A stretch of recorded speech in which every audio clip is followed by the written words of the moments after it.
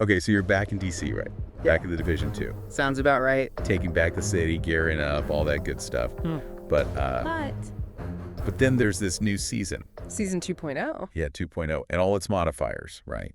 And now you're finding they're throwing a bit of a wrench in the works. Yeah, it's a big talking point in the community right now. For sure. You want those juicy rewards from the seasonal journey, of course, who doesn't? Right. But you're not exactly thrilled about how these modifiers are changing up the entire game. Totally. You're not alone in that, trust me. We've gotten tons of messages about this. Exactly why we're diving into this whole debate today. We got some great discussion points sent in all around Season 2.0. Especially about that option to turn off the modifiers. Yeah, but that's where things get interesting, right? Yeah. Because it comes at a cost. It definitely does. So before we get into the nitty-gritty, Yeah. maybe we should give a super quick rundown of what we're dealing with here, Absolutely. just in case someone's tuning in for the first time. So, the Division 2, Online action RPG. yeah, you're an agent trying to restore order, bring some semblance of normalcy back to Washington, D.C. Post-apocalyptic Washington, D.C., to be precise. Right, right. Can't forget that part. It's kind of important to the whole setting. Just a little. Now, where do these seasonal modifiers fit in? Think of them like dot curveballs. Curveballs. Yeah, like the developers just throw them in to keep you on your toes. Okay, I like that. So imagine you're used to, I don't know, taking down enemies with headshots, right? Right. It's your go-to move. Classic tactic. Suddenly, bam, there's a modifier that makes them immune to headshot damage. Oh, that changes things up. Completely. It forces you to adapt, to find a whole new approach. And that can be exciting for some. Sure. Keeps things fresh, right? Yeah. But it can also be super frustrating if it clashes with your preferred playstyle. I can definitely see that. And this is where the big change in Season 2.0 comes in, right? Exactly. So on the surface, being able to turn off modifiers sounds amazing. Oh, yeah, total freedom. Right. Right. Like, finally, I can play the way I want to play.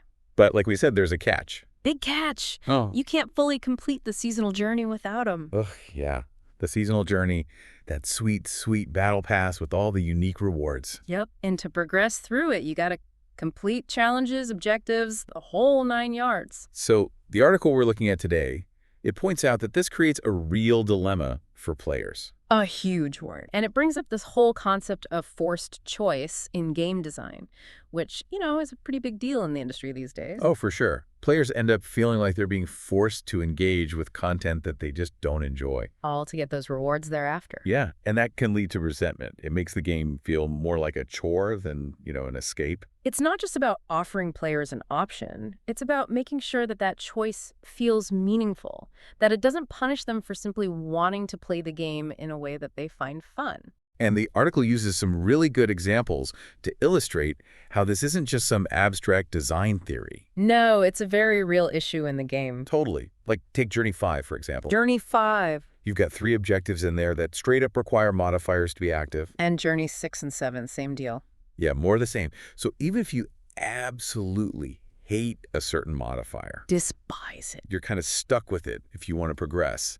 It's that classic catch-22, It is, isn't it? It's tricky because it also brings up another question, like, is challenging players always a good thing? Right. Some people might argue that part of the fun of the Division 2, or any game really, is adapting to these curveballs you mentioned earlier, Totally, I get that. Overcoming obstacles, pushing yourself to get better. Exactly. Yeah. But then again, if you offer a completely modifier-free path, does that devalue the experience for the players who actually enjoy that challenge? Ooh, that's a good point. Like maybe becomes too easy for them. You've got two very different groups of players here with very different needs. Maybe there's a way to find a middle ground, something that satisfies everyone. Maybe.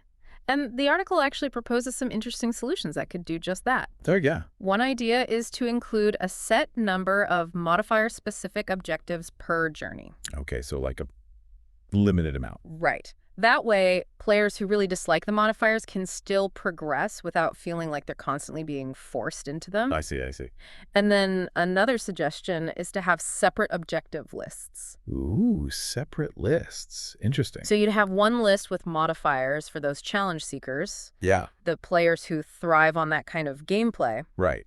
and then another list without modifiers for those who are more about playing in their preferred style. So you'd have options. You get to choose your own path, kind of like different difficulty settings, but for specific gameplay elements. Exactly. I've seen that in other games, like Borderlands 3. They've got that mayhem mode. Yeah, mayhem mode. You can crank up the difficulty for better loot, but it's completely optional. You choose how you want to play. And that's what makes this whole Division 2 debate so important, don't you think? Absolutely. It's not just about one game and its seasonal modifiers. It's so much bigger than that. It's about how developers across the board balance this need to encourage players to engage with their new content. Right. With, at the same time, making sure they're not alienating the players who have different preferences, different ways of enjoying the game. Totally. It's a tough balance to strike. It really is. So just to recap, for all our listeners out there, you can turn off modifiers in the Division 2 Season 2.0,